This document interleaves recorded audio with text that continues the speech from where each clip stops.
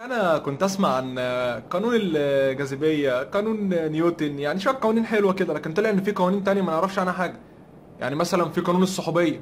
قانون الصحوبيه ده اللي اخترعه العالم الشبح، اللي هو تلاقيه كده شبح في نفسه.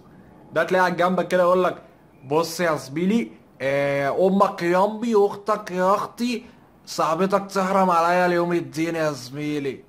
بس انا حسيت ان القانون ده لو اتطبق في الحاله العمليه بعد كل فتره هيتطور. يعني مثلا بعد فتره تلاقيه جاي بيقول لك: امك يا امي، اختك يا اختي، صاحبتك تحرم عليا لحد ما تفركش يا زميلي، صباح الفل. بعد كده مثلا بعد فتره تلاقيه جاي بيقول: امك يا امي، اختك يا اختي، لا اختك مش اختي، احنا مش راضيين على بعض يا زميلي، مش راضيين على بعض والله، وصاحبتك انا صاحبتها عشان انت انسان وحش ما تستاهلهاش. خلصانه بالشياكه يا زميلي، خلصانه بالشياكه، صباح الفل. خلصانه بالشياكه ازاي؟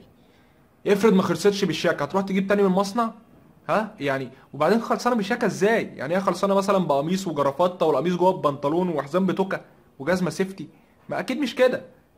وبرضه العالم الشبح ده تلاقيه بيقول لك: بقول لك ايه، ما تقربش مني بس عشان ما تتضرش، هتتعصر رجوله، هتتعصر رجوله، اسمع مني.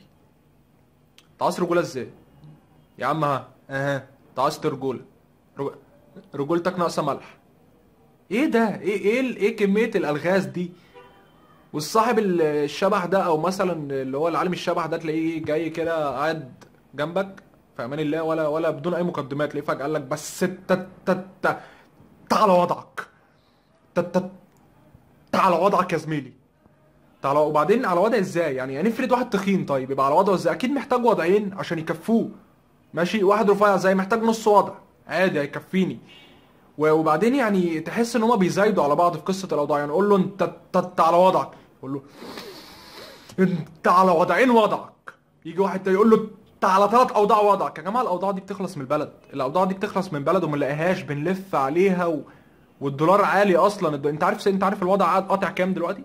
عارف الوضع قاطع كام؟ غالي جدا، غالي ما تقدرش عليه.